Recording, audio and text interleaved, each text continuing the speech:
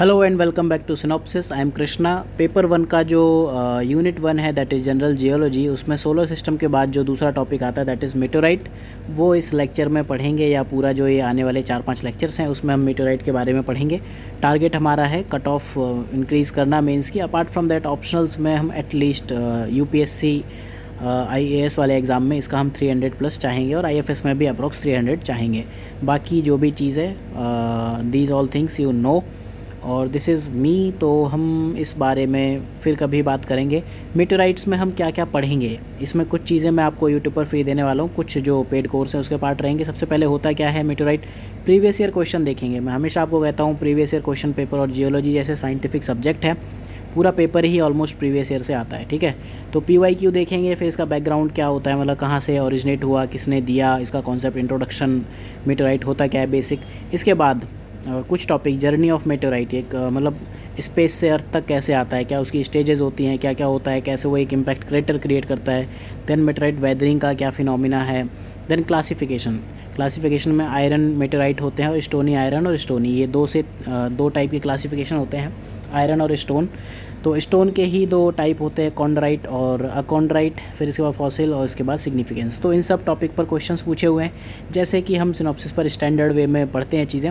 सबसे पहले previous year questions देखते हैं। पेपर 1 पेपर 2 में कंपोजिशन पूछा हुआ है। पेपर 1 में मेटेओराइट है, पेपर 2 में भी आखिरी यूनिट में है मेटेओराइट, ठीक है।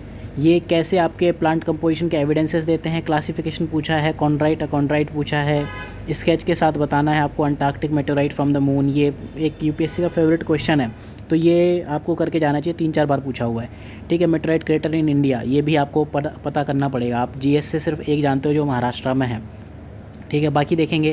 देन कंपोजिशन पूछा है, प्लेनेट के इंटीरियर के बारे में क्या बताता है उसके बारे में पूछा है। डेफिनेशन पूछी है, टाइप पूछे हैं, क्लासिफिकेशन फिर से पूछा है, इंटरनल कंपोजिशन ऑफ अर्थ में पूछा है। यही सेम क्वेश्चन रिपीट हो गया और यहाँ भी आई थिंक ये सेम क्वेश्चन ही था यहाँ पर, ये वाला। इसके बाद कंपोजिशन फिर से पूछा है, फिर क्लासिफिकेशन, सिग्निफिकेंस पूछा है। इसके बाद definition, classification, characteristic, critical note लिखना है। मेटेओराइट, ये फॉरेस्ट सर्विसेज के क्वेश्चन हैं, आईएफएस, ठीक है। कॉस्मिक एबंडेंस ऑफ एलिमेंट, इसकी ये पेपर 2 का जो पार्ट है उसमें अर्थ और मेटेओराइट दोनों पे बात करनी है। देन मिनरोलॉजी ऑफ मेटेओराइट और टाइप, उसमें बात करनी है। मेनली पेपर 2 का पेपर 1 में पूछ लिया है, क्यों पढ़ना है, सिग्निफिकेंस हुआ। अगेन कंपोजिशन, बहुत क्वेश्चन पूछे हैं मेटेओराइट से, ठीक है। कॉन्ड्राइट हुआ, ये क्या है, टेक्टाइट क्या है, ये FES होता है, इसके बारे में हम पढ़ेंगे। Then Antarctic meteorite from the moon, ये क्या टाइप्स हैं, ये क्या है कंपोजिशन, ये क्या है। लगातार देखो सेम टाइप के क्वेश्चंस पूछे हुए। जर्नी कैसे है, ठीक है, कैसे आता है। देन मिनरोलॉजी ऑफ मेटेओराइट, उनके टाइप, कंपोजिशन ऑफ मेटेओराइट, ये लगातार क्वेश्चंस पूछे हैं। तो जो ये कोर्स है दैट इज़ दिस, और अगर आप इसको देखना चाहो तो ये जनरल synopsisis.in वेबसाइट है। T.me साइन IAS, ये IAS का जनरल ग्रुप है, और GEOG this is for geography optional, this is for geology, आप ये ज्वाइन कर सकते हो। यहाँ पर मैं अभी काफ़ी मटेरियल शेयर कर चुका हूँ और करने वाला हूँ। सिनॉप्सिस की वेबसाइट पर आप इसको देख सकते हो। ये synopsisis.in में आप ऑप्शनल्स में जाओगे, यहाँ पर या यहाँ पर या यहाँ पर, तो जब आप ऑप्शनल्स पे क्लिक करोगे तो 3 ऑप्शंस में से आपको एक जियोलॉजी दिखेगा। तो जो भी है PDF, पेड कोर्स में क्या है, PDF कंटेंट है, आपको कोई बुक नहीं खरीदनी है। No need to purchase any book अगर आप सिनॉप्सिस का कोई भी कोर्स ज्वाइन करते हो। कोर्स ओवरव्यू की बात करें तो बेसिक कोर्स है जो पूरा सिलेबस विल ट्राई कि हम यूट्यूब पर कवर करें, और जो पेड कोर्स है उसमें एडवांस लेक्चर रहेंगे। जैसे इसमें मैं आपको कंपोजिशन ऑफ मेटेओराइट यूट्यूब पर नहीं पढ़ाने वाला हूँ, ठीक है। आंसर राइटिंग प्रैक्टिस, कैसे आंसर लिखना है, स्टडी मटेरियल और पर्सनल अगर आपको कभी दिक्कत होती है वो एडवांस लेक्चर इसमें हम देखेंगे, और बाकी ये सारी चीज़ें देखेंगे, ठीक। Pricing is this one 12,000 and 15,000, तो आप ये ऑप्शनल्स एक बार देख सकते हो if you wish. No need to purchase any book, अगर आप ये ले लेते हो सीधा एग्जाम रेडी मटेरियल। तो मेटेओराइट के पहले हम बैकग्राउंड की बात करते हैं। मेटेओराइट क्या होते हैं, स्पेस से आने वाली चीज़ें होती हैं जो धरती पर गिरती हैं, ठीक है। तो सबसे पहले अगर हम बैकग्राउंड की बात करें तो पुराने टाइम में जो प्रिमिटिव सोसाइटीज़ होती थी वो ये कंसीडर करती हैं कि मेटेओराइट भगवान का एक्ट है, this is act of God. जो एनिमिज़म या शामानिज़्म टाइप के जो कल्चर हैं, ट्राइबल कल्चर्स हैं, वो यही मानते हैं। और जो प्रिमिटिव रिलीजन्स हैं, जैसे अभी आप हिंदुइज़्म में देखो, इनफैक्ट इस्लाम और क्रिश्चियनिटी में भी ये लोग रिलीजन से जोड़ के मानते हैं। ठीक है। जर्मनी के एक अंकल जी हैं, वो इसके फादर कहलाते हैं, अर्नस्ट चेलानी, इनको उसका फादर कहा जाता है। इन्होंने एक बुक लिखी थी मॉडर्न वेस्टर्न थॉट 1794। अब ये ईयर देखो आज से कितना पहले का टाइम है। इन्होंने ये कहा था मेटेराइट वो होते हैं जो स्पेस से रॉक आ जाती हैं आपके घर में, ठीक है, धरती पर आ जाती हैं। तो इसको हम एक बार डिफ़ाइन करने की कोशिश करते हैं। देखो पहले हम ये फिगर देखते हैं। स्पेस में जब तक कोई चीज़ है उसे हम मीटेरॉइड कहते हैं, ROID, ये नाम याद रखना, मीटेरॉइड, ठीक है। जब यही चीज़ धरती में एटमॉस्फेयर में आती है उसको हम मीटियोर कहते हैं, ठीक है। और जब वो धरती पर लैंड कर जाते हैं उसको मीटेराइट आ गए, ठीक है, आपके घर में आ गए। होता क्या है कि ये मीटेराइट जो अर्थ है, ये सन है, सपोज़ सन के आसपास ये अर्थ का ऑर्बिट है, अर्थ यहाँ घूम रही है, ठीक है। अब स्पेस में कोई बॉडी है, इसका ऑर्बिट सपोज़ ऐसा है, ठीक है, दूर से निकल जाएगा, ठीक है। जो नियर अर्थ ऑर्बिट है, जैसे नासा कई बार उनको हैज़ार्डस ऑब्जेक्ट के नाम से स्पेसिफाई करती है, तो ये मीटेरॉइड है, स्पेस में ऐसे इनफाइनाइट मीटेरॉइड है, ठीक है। लेकिन अगर इसका ऑर्बिट, धरती का ऑर्बिट ये है और इसका ऑर्बिट कुछ ऐसा होता, ठीक है, और धरती भी उस टाइम पे यहाँ आ रही है, ठीक, तो ये क्लैश करेगा और फिर ये धरती की ग्रेविटी की वजह से यहाँ ना जाके ये यहाँ आ जाएगा और ये आपका मीटेराइड बन जाएगा। तो मीटेरॉइड है, ये अर्थ के एटमॉस्फेयर में आते ही जलने लगा, मीटेओर हो गया और यहाँ पर मीटेराइड। तो ये पूरी जर्नी कैसे होती है इसके बारे में हम बात करेंगे ही करेंगे, ठीक है। तो अगर आप इसको डिफ़ाइन करना चाहो तो एक ऐसा ऑब्जेक्ट है जो मीटेरॉइड, कॉमेट या एस्टेरॉइड हो सकता है, ठीक है। अब ये क्या वर्ड्स हैं, इनको हम सोलर सिस्टम में देख चुके हैं ऑलरेडी, तो ये उसके लिए आपको वर्ल्ड लेक्चर्स देखने हैं, ठीक है। जिसने अपना जो जर्नी है उसको सरफेस ऑफ द अर्थ तक पहुंचने के लिए वो कंप्लीट की और एटमॉस्फेयर के थ्रू अपना जो पैसेज है उसको सरवाइव किया, ठीक है। तो अब होता क्या है, जैसे वो एटमॉस्फेयर में आता है तो उसमें हीटिंग हो जाती है और एनर्जी रेडिएट होने लगती है। पहले मीटियोर बनता है और वही जैसे ही उसकी लैंडिंग हो जाती है उसको हम मीटेराइट कहने लगते हैं। तो जो मेन एम है, मतलब पढ़ना क्यों है, ठीक है, सोलर सिस्टम है ना, तो solar system, big bang theory की अगर हम बात करें, पहले एक बहुत ही इनफाइनाइट मास का एक बॉडी थी, ठीक है, तो वो स्पेस में हुआ करती थी। बिग बैंग हुआ तो फिर वो मूव करने लगी, ठीक है, फिर हिग्स बोसॉन फील्ड में आई तो उसके ऊपर मास आया, ये मासलेस बॉडी थी, ठीक है। ये मानते हैं ना कि ये जो बिग बैंग था इनफाइनाइट मास था, फिर ये जब जैसे ही ब्रेक हुआ तो ये मासलेस पार्टिकल्स मूव करने लगे। जैसे ही ये हिग्स बोसॉन फील्ड में आए तो उनको मास दे दिया गया, ठीक है। एक बार मैं आपको फिर से बताता हूँ हिग्स बोसॉन वाला क्या कॉन्सेप्ट है, वहीं से ये मीटेराइट की सारी स्टडी आती है। बिग बैंग के टाइम पर एक ये बहुत ही छोटी सी इनफाइनाइट डेंसिटी थी और बहुत छोटी बॉडी, मासलेस आप मान सकते हो। फिर इसमें हुआ एक कोलिजन, ब्लास्ट हुआ और ये फिर दूर जाने लगे, स्पीड ऑफ लाइट सी से ये दूर जाने लगे, बट ये थे मासलेस, ठीक है, मासलेस थे। अब ये माना जाता है कि जो हिग्स बोसॉन फील्ड है, जैसे ही कोई मासलेस पार्टिकल इनके कांटेक्ट में आता है तो उसे मास मिल जाता है, ठीक है। आपके अंदर जो भी मास है हिग्स बोसॉन की वजह से, तो जैसे ही ये उस फील्ड में आते गए इनको मास मिलता गया। तो कुछ बड़े ऑब्जेक्ट थे, कुछ छोटे ऑब्जेक्ट थे, तो उसमें से वेरियस क्लासिफिकेशन हुए। तो मीटेरॉइड जो अभी स्पेस में घूम रहा है, अगर वो आपके घर में आके गिर जाए तो आपको पता चल जाएगा ना कि मतलब कैसे आपका सोलर सिस्टम फॉर्म हुआ, या काफ़ी एविडेंसेस मिलेंगे। इस वजह से ये इंपॉर्टेंट होता है, GS तक में ये क्वेश्चन पूछा हुआ है, ठीक है।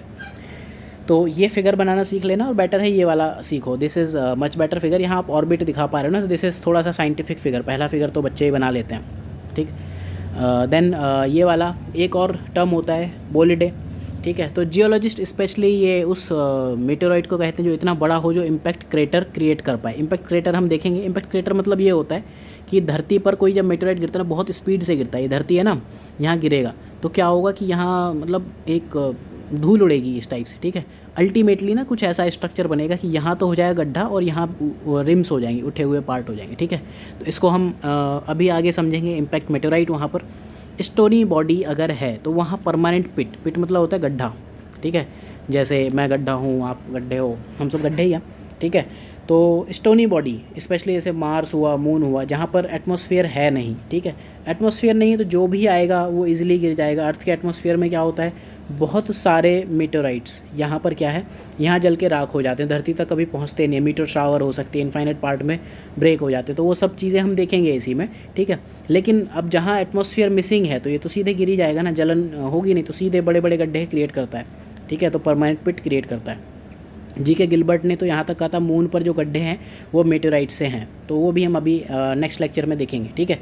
कुछ मेटेराइट इतने बड़े होते हैं कि बड़े इम्पैक्ट क्रेटर क्रिएट करते हैं, टर्मिनल वेलोसिटी से आते हैं और ज़्यादातर छोटे छोटे पिट ही बनाते हैं मोस्टली, ठीक है। सिर्फ फ्यू मेटेराइट ऐसे हैं जो बड़े होते हैं, मतलब फ्यू मेटेराइट ऐसे हैं जो बड़े हैं, अदरवाइज़ जो कुछ हैं वो धीरे धीरे गिरते हैं आराम से। टर्मिनल वेलोसिटी में क्या होता है कि ग्रेविटी से गिर रहा है, ये जी है, और ऊपर जो एक कुछ फोर्स है वो बैलेंस हो जाता है, ठीक है। इसको हम कहीं और समझ लेंगे कि टर्मिनल वेलोसिटी क्या होती है, ठीक। मतलब एक्सीलरेशन मिसिंग होता है। और वेरी ब्राइट मेट्योर जो होता है उसे हम फायर बॉल कहते हैं। तो ये सब टर्म्स आपको याद करनी पड़ेगी। अब जो फैक्टर हैं उसकी जर्नी में काम आते हैं फ्रिक्शन, प्रेशर और chemical interaction with atmospheric gases. क्या इंट्रैक्शन होता है, इस वजह से आग लग जाती है उनमें, ठीक है। फ्रिक्शन बहुत हाई होता है, प्रेशर वहाँ पर काफ़ी अच्छा खासा प्रेशर जनरेट हो जाता है, और केमिकल इंट्रैक्शन होने की वजह से उनमें जल जाते हैं, ठीक है।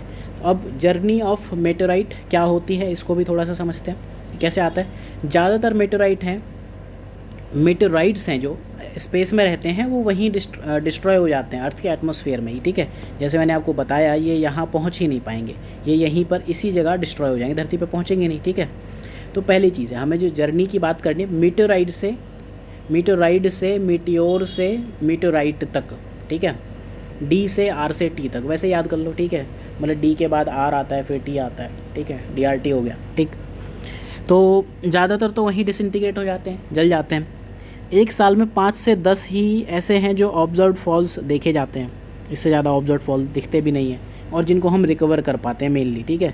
मीटेराइट के साथ जो मेन चीज़ होती है अभी हम आगे पढ़ेंगे, एक होता है फॉल मीटेराइट, ठीक है, जो गिरे, और दूसरा होता है एक और मीटेराइट होता है, उसको हम उनमें डिफरेंस देखेंगे। मेजर चीज़ क्या है यहाँ समझते हैं, मीटेराइट फॉल और फाइंड मीटेराइट। तो मीटेराइट फॉल मतलब जो आप लोगों ने कलेक्ट कर लिए, जैसे ही गिरे या तो लोगों ने देखा था या किसी ऑटोमेटेड डिवाइस कैमरा से उनको ऑब्जर्व किया गया था, उनको कलेक्ट कर लिया गया, उनको हम मीटेराइट फॉल्स कहते हैं, ठीक है। फाइंड मीटेराइट मतलब किसी ने कह दिया कि हाँ मतलब हमने देखा था कहीं है, मिल गया, लोगों ने ढूंढ निकाला, बट इसको देखा गिरते हुए किसी ने नहीं देखा, ठीक है। तो ऑब्वियस सी बात है जो ये मीटेराइट फॉल्स होंगे ये नंबर में कम होंगे, ठीक है। और इनको मीटेओर बुलेटिन डेटाबेस है ये उसे मेंटेन करता है।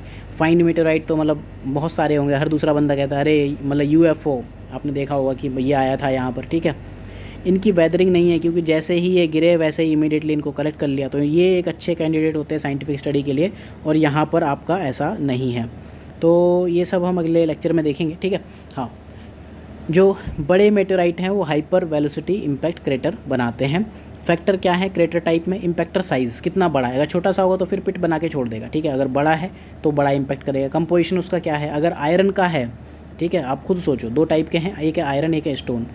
स्टोन क्या है ये, मतलब इसका ब्रेकडाउन हो जाता है मोस्टली, आयरन का ब्रेकडाउन नहीं होता एटमॉस्फेयर में, जहाँ मीटेओर होते हैं उस मीटेओर स्टेज में, एटमॉस्फेयर स्टेज में आयरन क्या होता है, इसकी कंडक्शन बहुत अच्छा है और थर्मल कंडक्टिविटी बहुत अच्छी है, तो ये बहुत हीट अप होके गिरते हैं और धरती तक चले आते हैं। तो ये इनका डिग्री ऑफ फ्रेगमेंटेशन भी कम होता है, इनकमिंग एंगल भी अलग हो सकता है, ठीक है।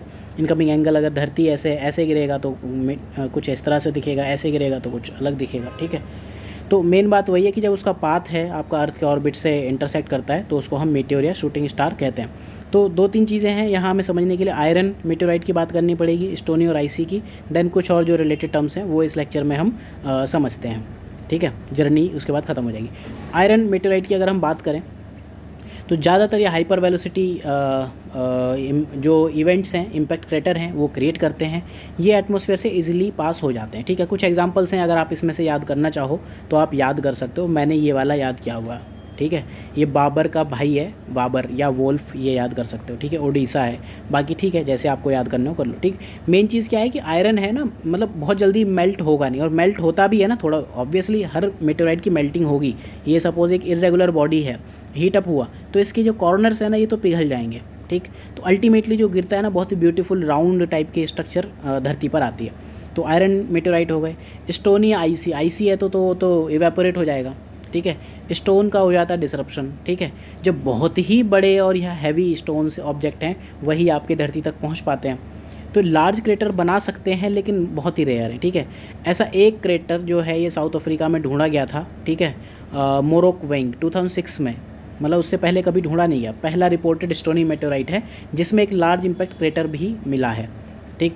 तो इनको ढूंढना ये काफ़ी मुश्किल काम है, काफ़ी रेयर होते हैं, और ये इवेंट तो खैर इतना एनर्जेटिक है कि अगर स्टोनी मेटेराइट मतलब एक पत्थर ने उतने हाई टेम्परेचर को झेल लिया, धरती पर आ गया, तो धरती पर फिर गिरेगा, इतना एनर्जेटिक है कि इम्पैक्टर ही डिस्ट्रॉय हो जाएगा, ठीक है, मेटेओराइट बचेगा नहीं। तो बस छोटे छोटे ऐसे आपको ये छोटे छोटे माइक्रो मेटेओराइट उनको बोलते हैं, मतलब इस साइज़ के होंगे, ये 1 mm है, ठीक है, उससे भी छोटे छोटे मेटेओराइट्स आपको मिल सकते हैं। तो स्टोनी और आइसी मेटेओराइट की जो जर्नी है वो इस तरह की है, ठीक है। एक टर्म होती है स्ट्रेवन फील्ड, कभी कभी इनके बीच में स्पेस नहीं भी होता है, ठीक। तो जो मेटेओराइट हैं ये यहाँ पर हमने बात की थी, इस एरिया में यहाँ पर ये डिस्टर्ब होते हैं, ठीक है। कभी कभी क्या है यहीं पर इनका फ्रेगमेंटेशन हो जाएगा, ठीक है, तो यहाँ फिर होगी मेटेओर शावर, बहुत सारी शावर टाइप जो होता है ना, तो वो वहाँ हो जाएगा, ठीक है। तो जैसे ही वो एटमॉस्फेयर में उनका डिस्रप्शन हुआ, उनका मेटेओर शावर्स की तरह उनकी फॉलिंग हो जाएगी। जो एरिया है, जितने एरिया में आपको मेटेओर शावर बारिश दिख रही है उसको हम स्ट्रेवन फील्ड बोलते हैं। और जो ये फील्ड है वहाँ पर मोस्टली इलिप्टिकल टाइप के आपको उनकी लोकेशन दिखेगी। और जो ये आपका गिर रहा है तो इसका जो पाथ है, जो इसकी मेजर एक्सिस है, ये सपोज़ आपका एक ये छोटा सा है, एक ये छोटा सा है, एक ये छोटा सा है, तो ये इलिप्टिकल फील्ड में जाएंगे। और जो इसकी मेजर एक्सिस है, डायरेक्शन ऑफ फ्लाइट होगी जो उस पार्टिकल की, उसमें चलेगा। देन एब्लेशन, जो मैं आपको बात कर रहा था कि मतलब मेल्टिंग वेल्टिंग होगी, ठीक है, तो एब्लेशन कहते हैं उसे, हम मेल्टिंग नहीं कहते हैं जियोलॉजी के टर्म में। एब्लेशन का मतलब होता है कि किसी एक पार्ट का लॉस होना मेल्टिंग और वेपोराइजेशन से, तो इससे काफ़ी सारा मटेरियल रिमूव हो जाता है। जैसे हमने बात की, एब्लेशन की डेफिनेशन लिखनी है, शॉर्ट नोट में आ सकता है। तो हीट अप होते हैं और सरफेस उनकी मेल्ट होने लगती है, ठीक है। तो ये जो बनाते हैं, एक मिनट, एब्लेशन से पहले मैं आपको एक चीज़ और बताना चाहूँगा। जो ये एब्लेशन के टाइम पे दो तरह के मेटेओराइट बनते हैं। एक होता है ये आपका ओरिएंटेड मेटेओराइट इसे कहते हैं, दूसरा हम कहते हैं रेगम ग्लाइप्ट, ठीक है। तो क्या होगा कि मोस्टली क्या होता है, जब एटमॉस्फेयर में कोई पार्टिकल आया, ठीक, तो मोस्टली उसकी टम्बलिंग होती रहती है, घूमता रहता है, ठीक है, तो हर तरफ से उसकी बर्निंग हो जाती है। इसको हम कहते हैं रेगम ग्लाइप्ट, ठीक है। जब बर्निंग होगी, इन पे पिट्स, थोड़े थोड़े गड्ढे बन जाएंगे, थंब प्रिंट लाइक चीज़ें होंगी, वो कुछ आपका देखने में इस तरह का लगेगा, देखो कितना ब्यूटीफुल है जलने के बाद, ठीक है। इसको हम कहते हैं रेगम ग्लाइप्ट, ठीक है। अगर इसकी टम्बलिंग नहीं हुई तो बनेगा ओरिएंटेड मेटेओराइट। ये क्या है कि मेटेओराइट ये गिर रहा है, इसकी एक वन साइड से बर्निंग हुई, तो यहाँ जो है ना आपको बहुत ही प्यारी सी इस तरह की मतलब रेडिएटेड, आउटर रेडिएटेड टाइप की आपको वहाँ पर लाइनिंग दिखेगी, ठीक है। तो ये ओरिएंटेड मेटेओराइट है और ये है रेगम ग्लाइप्ट, ठीक है। ये दो टर्म्स याद रखना, इन पर शॉर्ट नोट पूछे जा सकते हैं एब्लेशन में, ठीक है। तो एब्लेशन को अभी हम एक बार समझते हैं कि सरफेस मेल्ट हो जाती है, उसको हम एब्लेशन कहते हैं, इसकी वजह से आपके रेगम ग्लाइप्ट होते हैं, ठीक है। अगर इसका फिक्स्ड ओरिएंटेशन काफ़ी कम टाइम के लिए, मतलब मोस्ट ऑफ द टाइम के लिए रहता है, तो इसको हम क्या कहते हैं, ओरिएंटेड मेटेओराइट। तो उसके लिए जो टर्म एक और यूज़ होती है, कोनिकल नोज कोन या हीट शील्ड शेप, ठीक है, ये होगा। और साथ में क्या होगा, उसके बाद धीरे धीरे डी एक्सेलरेशन होगा, क्योंकि मतलब ग्रेविटी बैलेंस होने लगेगा, टर्मिनल वेलोसिटी वाला कॉन्सेप्ट आएगा, ठीक है। तो फिर धीरे धीरे मॉल्टन लेयर सॉलिडिफाई होने लगती है, एक फ्यूज़न क्रस्ट बहुत ही पतली सी वहाँ पर बनने लगती है, ठीक है। स्टोनी मेटेओराइट में अगर जो ये मेल्टिंग है, ठीक है, थोड़ी ही कम डीप होगी, या तो डिस्ट्रॉय हो जाएंगे, ठीक है, या फिर धरती पर काफ़ी गर्म होके गिरेंगे, लेकिन ये जो डेप्थ है ना काफ़ी कम रहने वाली है। लेकिन आयरन मेटेओराइट, जैसे हमने बात की, थर्मली कंडक्टिव है, काफ़ी अंदर तक उनकी हीटिंग होगी, तो इनके लिए एक टर्म यूज़ करती है, burning hot to the touch, ठीक है। लैंडिंग के टाइम पर बहुत ही एक्सट्रीम हॉट होते हैं, ठीक। तो सरफेस मेल्टिंग अगर होती है तो इनके जो एजेस होते हैं वो सॉफ्ट हो जाते हैं, राउंड हो जाते हैं, और उन पर ब्यूटीफुल स्कल्पचर्स बन जाते हैं। तो उनको हम कहते हैं thumb print like structure, THUMB, thumb print. Geology और GS में आपको ये डिफरेंस है कि आपको ये टर्म्स याद रखने पड़ेंगे, ठीक। ओरिएंटेड मेटेओराइट की हमने बात की, एक तरफ से इसकी बर्निंग होती है, ठीक है, स्टेबल ओरिएंटेशन में रहता है विदाउट टम्बलिंग।